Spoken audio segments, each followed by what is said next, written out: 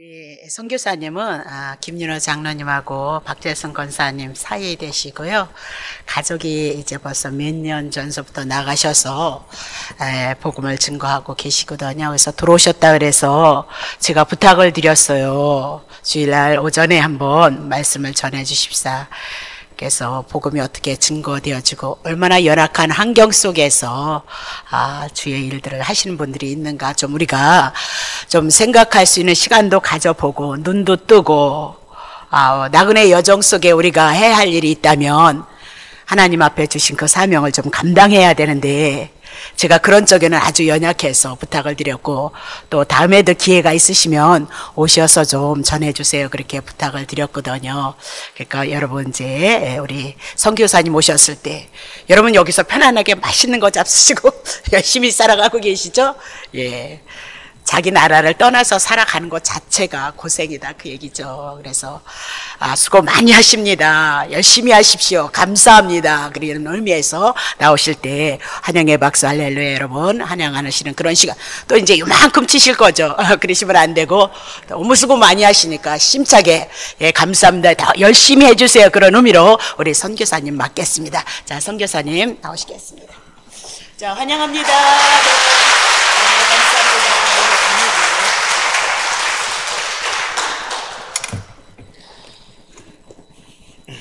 예, 감사합니다.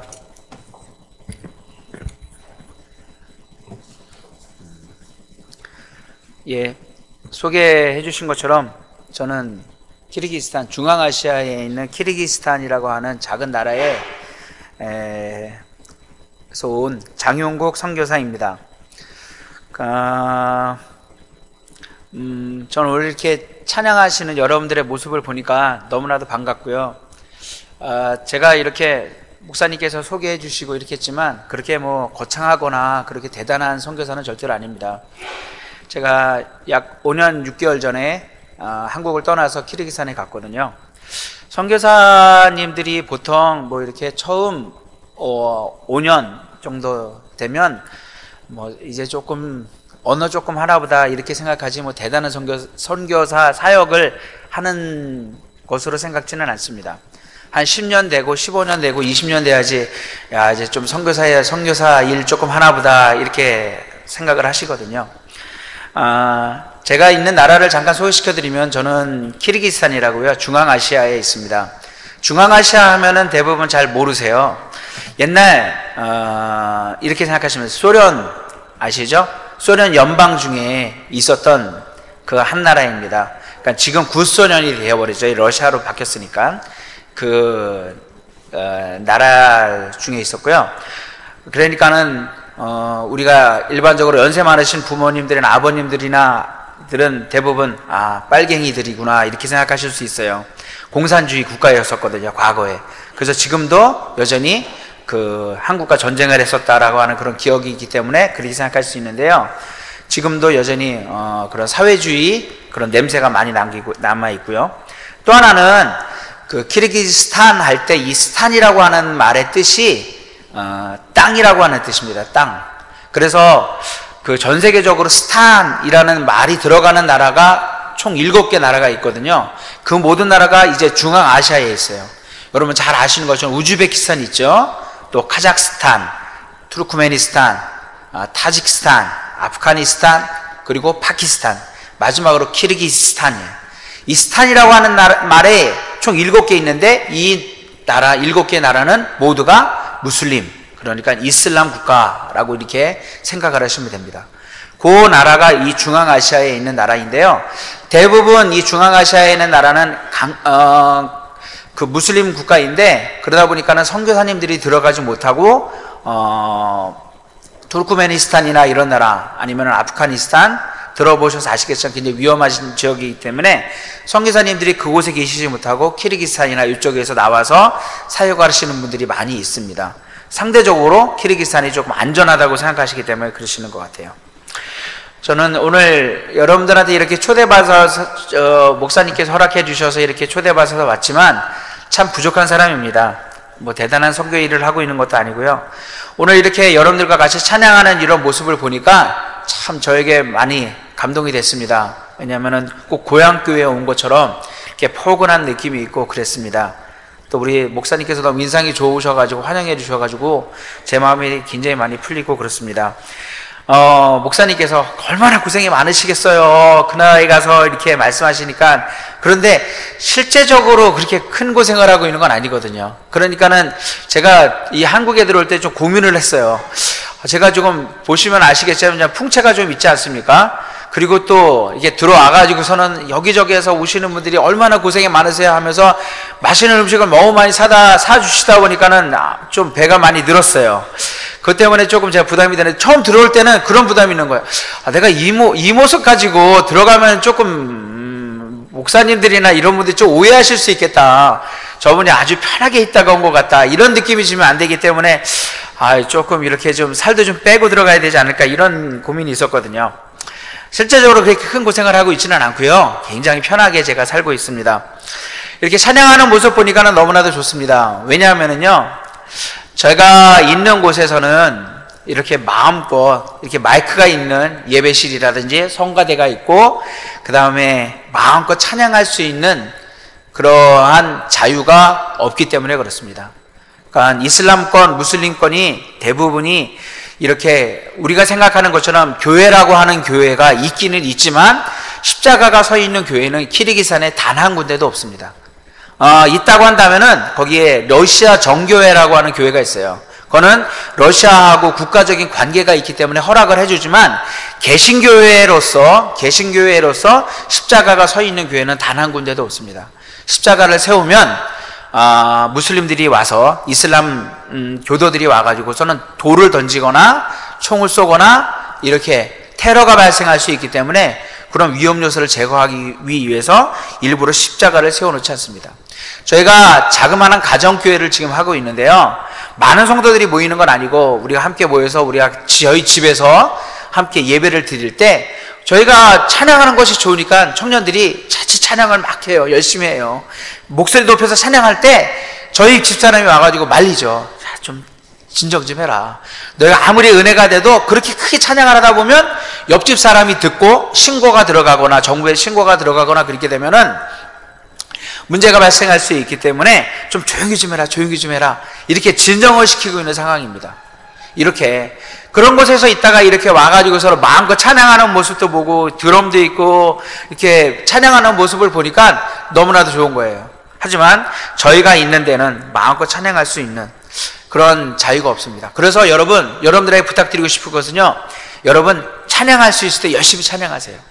그리고 예배 드릴 수 있을 때 열심히 예배 드리세요. 왜냐하면 언젠가는 저처럼 찬양하고 싶어도 찬양할 수 없고, 예배 드리고 싶어도 예배 드릴 수 없는 그때가 분명히 올 수 있기 때문에 그렇습니다. 목사님께서 저에게 선교에 대해서 말씀해 주십시다 하고 이렇게 부탁을 드렸어요. 사실 제가 선교사지만은 선교에 대해서는 제가 잘 알지 못합니다. 저는 선교에 대해서 이렇게 정의를 내리고 싶어요. 선교하면 우리는 거창한 그런 이미지를 가지고 있어요. 그래서 선교하면은 선교할 때 많은 사람들이 모이거나 아니면은 병든 자들이 막 일어나고, 이런 것들을 우리는 선교라고 우리는 이렇게 상상하기 쉽다라는 거죠. 선교사는 그런 일들을 감당하는 사람. 그런데 여러분, 선교라고 하는 것은요, 그렇게 거창하거나 그렇게 대단한 것은 아닙니다. 제가 선교에 대해서 정의를 낼 때 이렇게 정의를 내리고 싶어요. 뭐냐면, 선교란 것은 내가 살고 있는 곳에서 언어와 문화, 주거의 경계를 뛰어넘어가는 것이다. 자, 다시 한번. 선교라는 것은 내가 살고 있는 곳에 언어와 문화와 주거의 경계를 뛰어넘는 것. 이게 선교라는 거예요. 선교사는 뭐냐면 언어와 주거와 또한 문화의 경계를 뛰어넘어서 가는 사람. 이게 바로 선교사라는 거죠. 선교사는요, 많은 능력을 행하거나 어떤 대단한 일을 행하는 사람이 선교사가 아니라, 내가 살고 있는 곳에 나의 나라를 떠나서 경계를 뛰어넘어가는 사람, 언어의 경계, 문화의 경계, 주거의 경계를 뛰어넘어가는 사람, 이 사람이 바로 선교사라는 것입니다. 저는 2009년도 12월 27일에 한국을 떠나서 키르기스탄에 갔습니다. 저처럼 이렇게 언어가 다르고 문화가 다른 곳에 경계를 뛰어넘어가는 사람, 이런 사람을 선교사라고 말할 수 있는 거예요. 창세기 12장에 보면은 우리가 아브라함이라고 하는 사람을 발견할 수 있지 않습니까? 하나님께서 아브라함을 부르셨어요. 너는 너희 본토, 친척, 아비집을 떠나 내가 너에게 지시할 땅으로 가라 라고 말씀하셨어요. 그럴 때 아브라함이 갈 길을 알지 못했지만, 어디로 갈지 몰랐지만 믿음을 가지고 말씀에 순종해서 나아갔다는 거예요. 아브라함 역시도 그도 문화의 경계, 언어의 경계, 주거의 경계를 뛰어넘어서 나아갔던 선교사라고 말할 수 있습니다. 또한 신약에 오면 예수님이 계시잖아요. 예수님이 선교사예요. 뭐냐면 하늘나라 하나님이신 예수님께서 인간의 몸을 입고 이 땅에 오셨잖아요. 이와 마찬가지로 문화와 언어의 경계를 뛰어넘어가는 사람, 이것을 바로 선교사라고 말할 수 있고, 이것을 선교라고 말할 수 있는 것입니다. 어떤 분들이, 그런 분들이 많이 계세요. 제가 이렇게 선교지에 있다 보면 이렇게 한국에서 그 선교지를 방문하시는 분들이 있어요. 기도하기 위해서 오시거나 봉사해 주시기 위해서, 전도하기 위해서 오시는 분들이 있어요. 평신도 분들이 오셔가지고, 집사님들이나 권사님, 장로님들이 오셔가지고 제가 선교사 이제는 마치고 가면서 그분들이 저의 손을 꼭 잡으면서 그렇게 부탁을 해요. 선교사님 부탁이 있어요. 저희 부모님이 많이 편찮으신데, 저희 남편이 편찮은데 좀 위해서 기도해 주세요. 이렇게 기도를 부탁하시는 분들이 많이 있어요. 그럼 당연히 기도를 해주죠. 근데 그분들이 꼭 뒤에 덧붙이는 말씀이 있어요. 뭐라고 말씀하시느냐면, 저희들을 위해서 기도해 주세요. 그러면서 이렇게 말씀하세요. 선교사님이 기도해 주시면 저희 부모님이 나을 것만 같아요. 왜냐하면 선교사님이 어려운 데 계시니까 하나님이 기도를 더 많이 들어주실 것 같아요. 더 잘 들어주실 것 같아요. 이렇게 말씀하시는 거예요. 글쎄요, 저는 성경에 어디에 고생하시는 선교사님이 기도해주면 병이 빨리 낫는다, 문제가 해결된다라고 하는 구절이 있는지는 모르겠어요. 물론 그분들의 마음은 이해하죠. 하지만 그분들이 그렇게 부탁을 해요. 그분들에게는 선교사에 대한 이미지가 있는 거예요. 선교사는 힘들고 어렵고 능력을 많이 행하는 사람, 이렇게 생각을 하고 있다는 거예요. 그런데 여러분, 실제적으로 우리는, 그래서 좀 과하게 생각하시는 분들은 그래요. 선교사님 하면은 이런 이미지를 가지고 있어요. 아프리카 밀림 속에서 옷 벗고 팬티 하나만 입고 아프리카 추장 모자 쓰고 창 들고 같이 춤추면서 있는 선교사, 이런 모습을 상상할 수 있다는 거죠. 물론 그렇게 선교하시는 분들이 있어요. 하지만 대부분의 선교사들은요, 그렇게 살지 않습니다. 저처럼 그냥 아침에 일어나면 김치를 먹어야만 되고요, 또 아침에 일어나면 신쌀밥을 먹어야지만이 하루를 살아갈 수 있고, 그렇게 평범하게 그들과 같이 살고 있는 그런 선교사의 모습이라고 말씀을 드릴 수 있는 거죠. 그러면서 그분들이 대부분 생각할 때 선교사는 기적을 행하고 능력을 행하고 이렇게 생각할 수 있는데, 제가 있는 곳이 키르기스탄 오시라고 하는 도시거든요. 키르기스탄에서는 두 번째로 큰 도시인데요. 그곳에 저보다 먼저 오신 한 20년 전에, 그러니까는 소련이 붕괴될 때 우리 그 키르기스탄에 처음으로 오신 선교사님, 그 강연호 선교사님, 강다윗 선교사님이라고 하는 분이 계세요. 한 번은 그분이 저를 불러놓고 같이 얘기를 하는 가운데 이렇게 말씀하셨어요. 장선교사님, 기적이 뭔지 알아요? 하시면서 저에게 말씀해 주셨어요.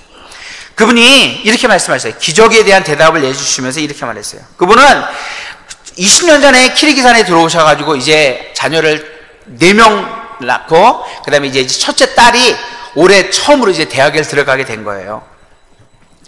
첫째 딸이 성장을 해서 대학에 들어갔는데, 그분이 하시는 말씀이 뭐냐면, 4명의 자녀들을 지금까지 20년 동안 키울 수 있는 거 생각해 보니까 그게 바로 하나님의 은혜였고 그게 바로 하나님의 기적이었다라고 그분은 얘기를 해주세요. 왜냐하면 20년 전에 한국 사람 아무도 없는 그 땅에 처음으로 들어와가지고서는 사실 때로는 한국에서 후원금이 들어오지 않아가지고서는 그 후원금 없으니까 가서 사람들한테 빌릴 수도 없죠. 그냥 쫄쫄 굶을 때도 있었고, 너무나도 힘든 시간들을 보내왔는데 지나고 나서 보니까, 20년이 지나서 뒤돌아보니까, 야, 이게 정말 하나님의 기적이고 이게 정말 하나님의 은혜였구나 라고 그분이 고백하는 거예요. 여러분 한번 생각해 보세요. 여러분들도 이제 직장에서 일하시거나 아니면 시장에서 일하시거나 콩나물 파시고 두부 팔고 해가지고서는 한 달 번 돈 가지고 벌어들인 그 월급 가지고 이제 아이들 학원비 주죠, 가스비 내죠, 전기세 내죠, 물세 내죠, 그 다음에 보험료 내죠, 그 다음에 대학 학자금까지 내잖아요. 여러분, 그렇게 살 수 있는 거 생각해 보면 여러분 이거 기적 아니겠습니까?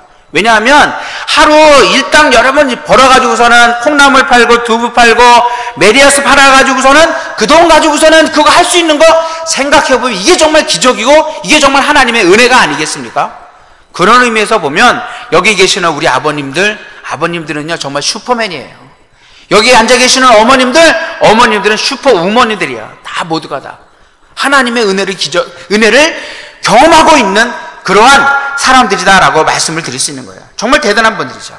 여러분, 오늘 우리가 읽은 요한복음 6장 말씀은 우리가 잘 알고 있는 말씀입니다. 요한복음 6장에는 예수님이 행하신 기적이 있는데요, 오병이어의 기적. 그러니까 보리떡 5개 하고 물고기 2마리를 가지고 5,000명이나 되는 많은 사람들을 먹이신 사건이 오늘 말씀에 나오고 있습니다. 그리고 나서 오늘 우리가 후반부에 읽은 말씀이 오늘 본문 말씀입니다. 여러분, 예수님 시대에도 많은 사람들이 예수님을 보기 위해서 왔는데 예수님을 보기 위해서 온 이유가 무엇이냐 하면 예수님이 행하시는 기적을 보기 위해서 왔다는 거예요. 예수님이 행하시는 능력을 보기 위해서. 그래서 오늘 우리가 6장 2절에 말씀해 보니까 많은 병자들을 고치시는 표적을 보기 위해서 사람들이 왔다라고 말씀해 주고 있고, 6장 26절에 말씀해 보니까 떡을 먹고 배부른 까닭이다라고 예수님께서 말씀해 주셨어요. 사람들이 온 이유가 있었는데 병을 낫게 하기 위해서, 아니면은 떡을 먹기 위해서 많은 사람들이 예수님을 따라왔다라는 거예요.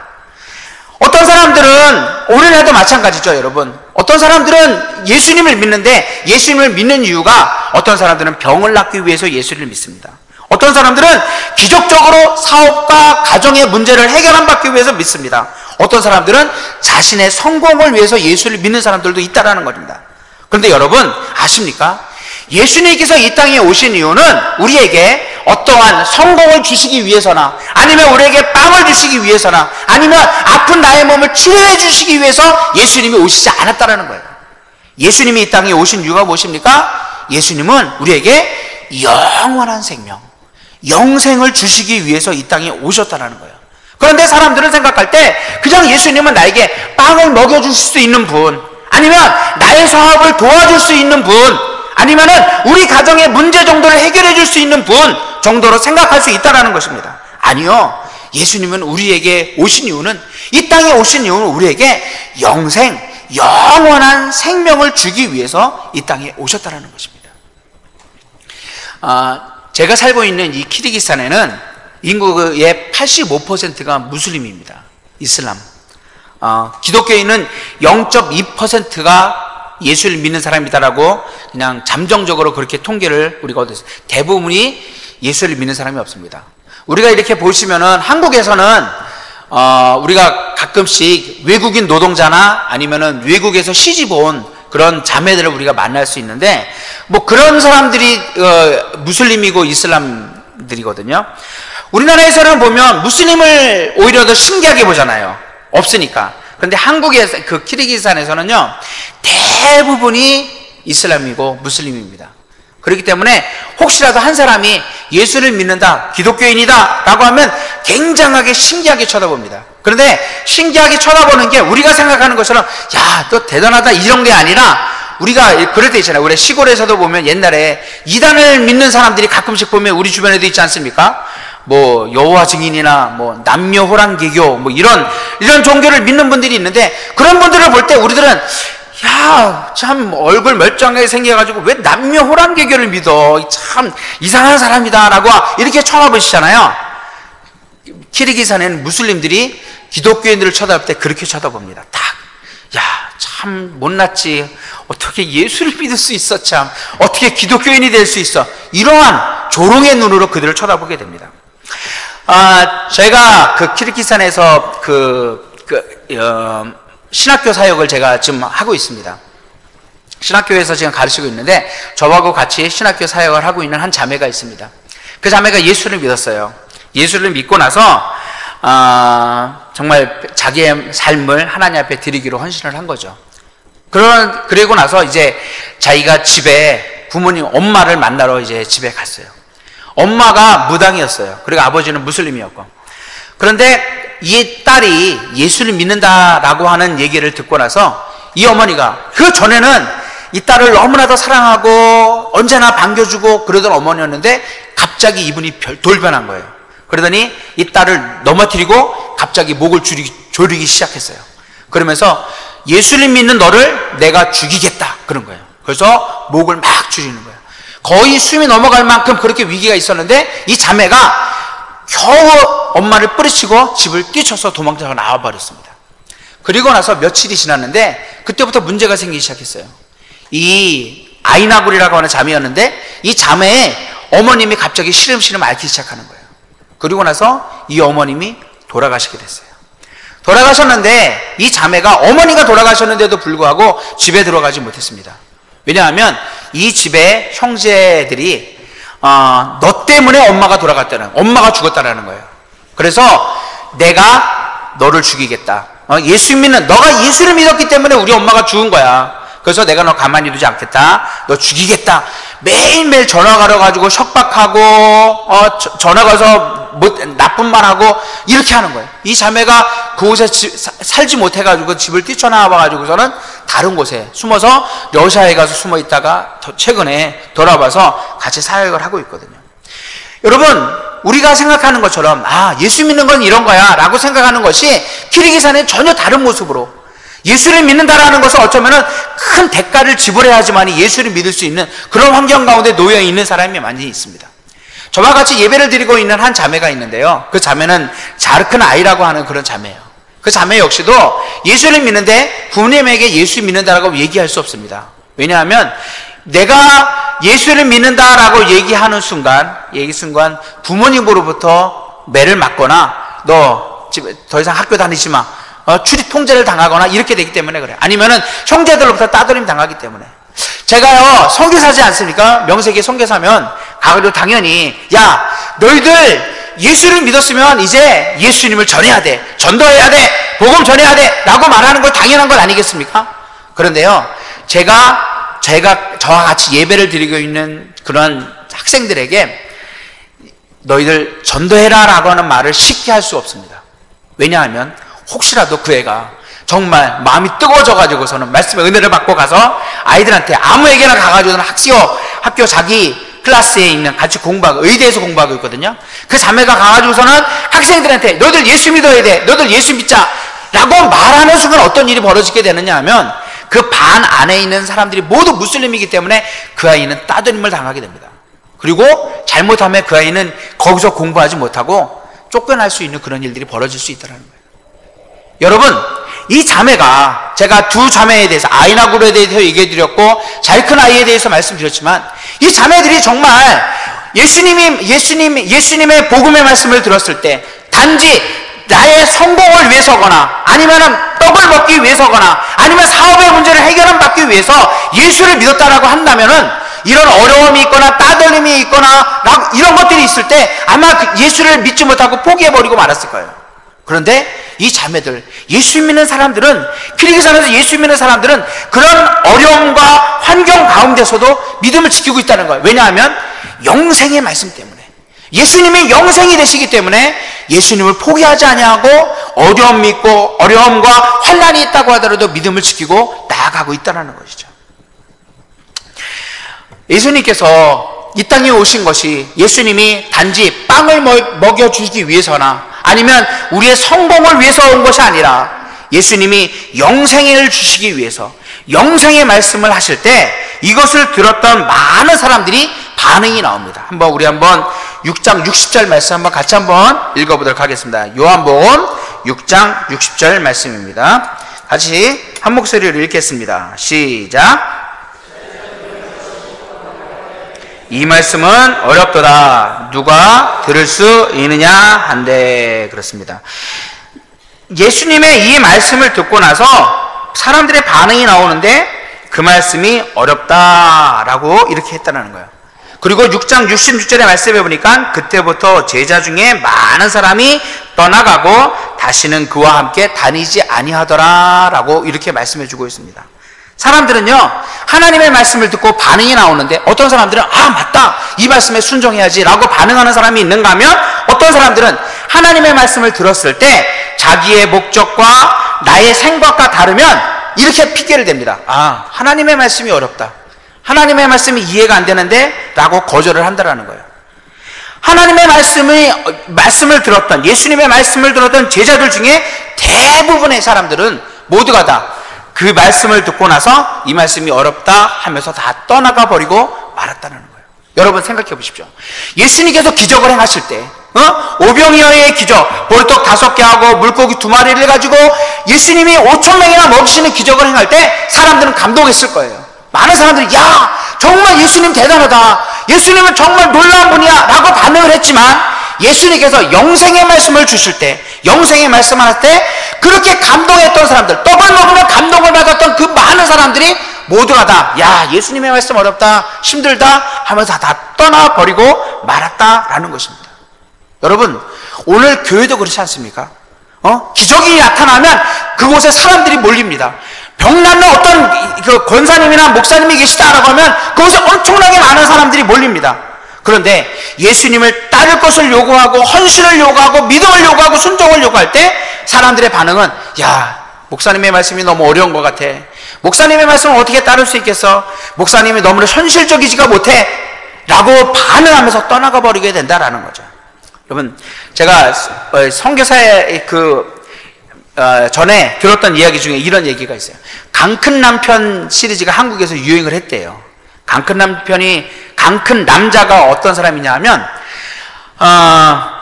밤늦게 들어와가지고서는 밥 달라고 하는 남편이 강큰 남자라고 합니다. 그리고, 반찬 없다고 투정하는 남편, 이게 강큰 남자라고 합니다. 그리고 아내 외출하는데, 아내가 예쁘게 화장을 하고 외출하는데 어디 가냐고 물어보는 남편, 이게 강큰 남자라고 합니다.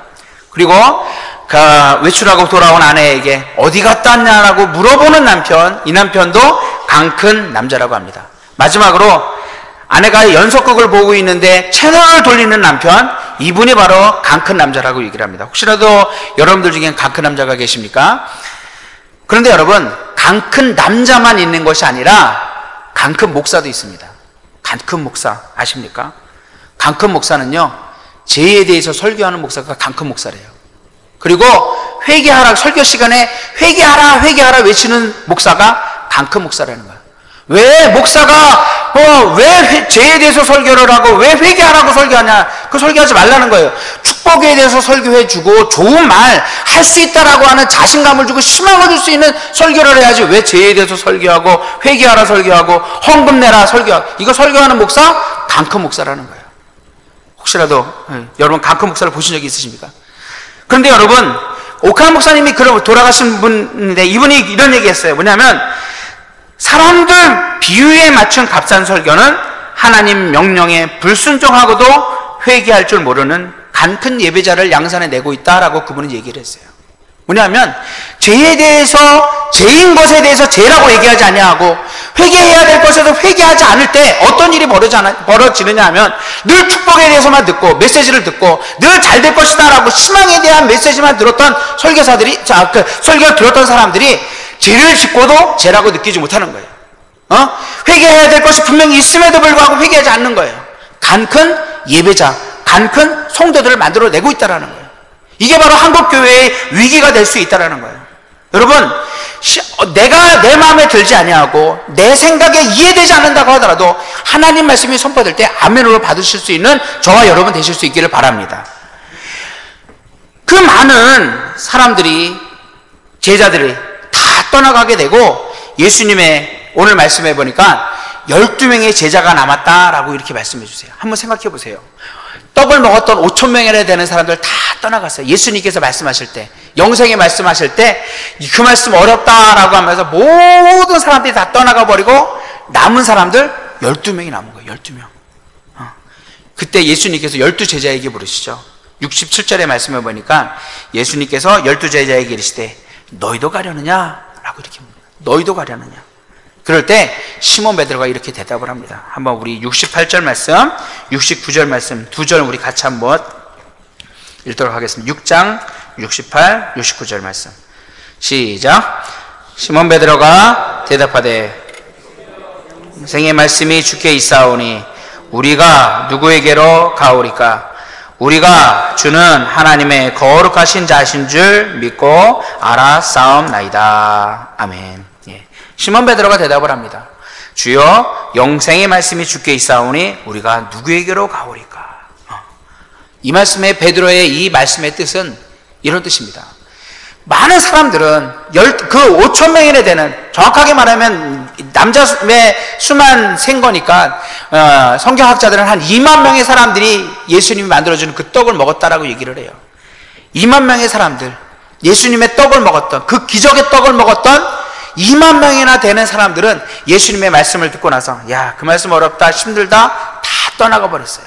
그리고 나머진 사람 12명의 예수님의 제자들이 남은 거예요. 그 많은 사람들, 2만 명이나 되는 그 많은 사람들은 예수님을 따를 때 혹시라도 떡을 먹을 수 있을까? 혹시라도 내 병이 나올 수 있을까? 혹시라도 저분 따라가면 성공할 수 있을까? 이걸 보고 따라왔지만 예수님, 베드로를 포함한 예수님의 12제자들은 그것이 아니었다라는 거예요. 예수님을 따랐던 이유는 성공을 위해서 따라온 것도 아니고, 떡을 먹기 위해서 따라온 것도 아니고, 돈을 벌기 위해서 따라온 것도 아니고, 자기의 병이 낫기 위해서 따라온 것이 아니라 주여, 영생의 말씀 여기 계시기 때문에 예수님이 우리에게 영생을 주실 것을 우리가 믿고 예수님의 말씀이 정말 영생의 말씀인 것을 내가 알았기 때문에 내가 지금까지 따라왔습니다. 그런 사람은요, 떡을 안 준다고 해서 떠나가는 것이 아닙니다. 말씀이 어렵다고 해서 떠나가는 건 아닙니다. 성공이 안 됐다고 해서 떠나가는 것이 아닙니다. 병이 안 났다고 해서 떠나가는 건 아니다라는 거예요. 그 사람은 영생의 말씀을 보고 왔기 때문에, 영생의 말씀을 따라왔기 때문에 베드로가 떠나가지 않고 예수님 앞에 머무를 수 있게 되는 것입니다. 오늘날도 많은 사람들은 부흥을 바라고, 많은 사람들은 병을 낫기를 바라면서 교회를 찾는 사람들이 많이 있습니다. 근데 여러분, 우리들은요, 가끔 그렇게 착각을 할 때가 있어요.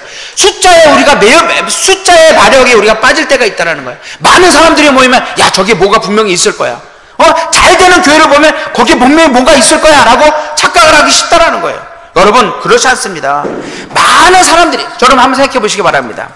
제가 키르기산에 있잖아요. 키르기산에는요, 금요일만 되면 정말 그렇습니다.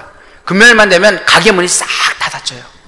싹 다 닫히고, 그곳에 사람들이 그 사원이 있잖아요. 모스크, 이슬람 모스 사원이 있는데, 사원에 엄청나게 많은 사람들이 몰립니다.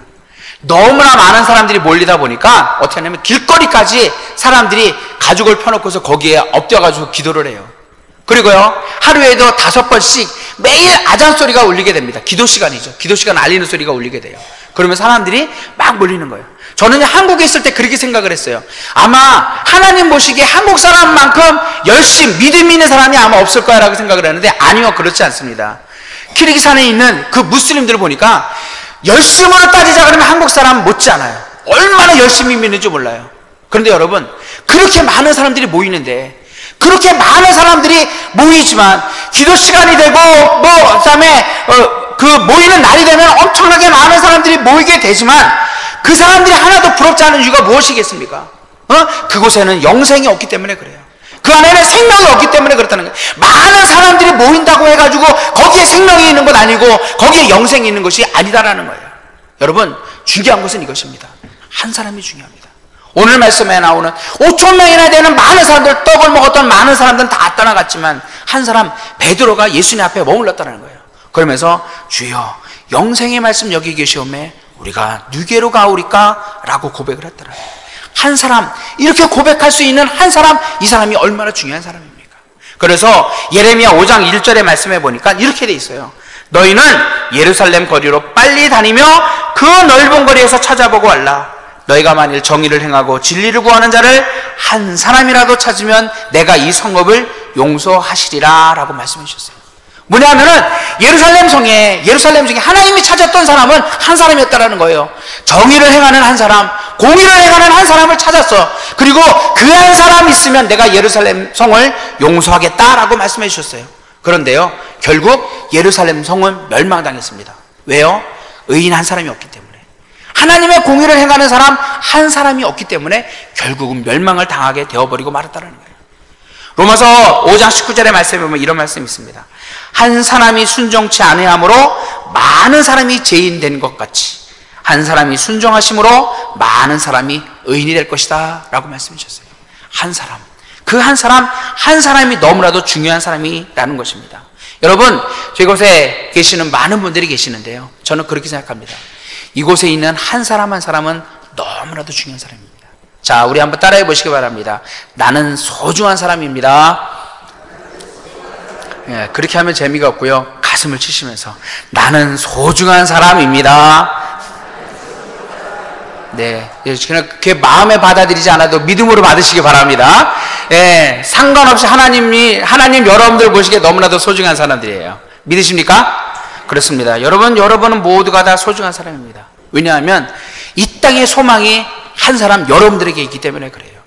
나은 사람이 변화되면 하나님 앞에서 나은 사람이 베드로와 같이 주여 영생의 말씀 여기 계시오매 우리가 네게로 가오리까 이렇게 고백할 수 있다고 한다면 나은 사람이 변화됨으로 말미암아 수많은 사람들이 주님께 돌아올 수 있기 때문에 그렇습니다.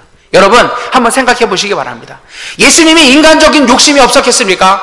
2만 명이나 되는 사람들이 예수님께서 그 말씀을 하실 때, 영생의 말씀을 주실 때, 이 말씀 어렵다 다 떠나갈 때 예수님께서 그렇게 말씀하실 수도 있었을 것 같아요. 아 잠깐 뭐 이렇게 굳이 갈 필요 없이 한번 우리 적당하게 타협을 한번 해봅시다. 그냥 가지 마시고 반만 따라와도 됩니다. 적당하게 순종하셔도 됩니다. 이렇게 예수님께서 적당하게 타협을 했다라고 한다면 다 떠나가 버리지 않았을 겁니다. 거기 더 많은 사람이 남았을 거예요. 어쩌면 더 많은 사람이 남았겠죠. 그런데 예수님은 떠나가는 그 사람들에 대해서 관심 두지 않았다는 거예요. 그리고 예수님은 남겨져 있는 12사람, 정확하게 말하면 한 사람, 베드로를 보시면서 너희도 가려느냐? 라고 물으셨어요.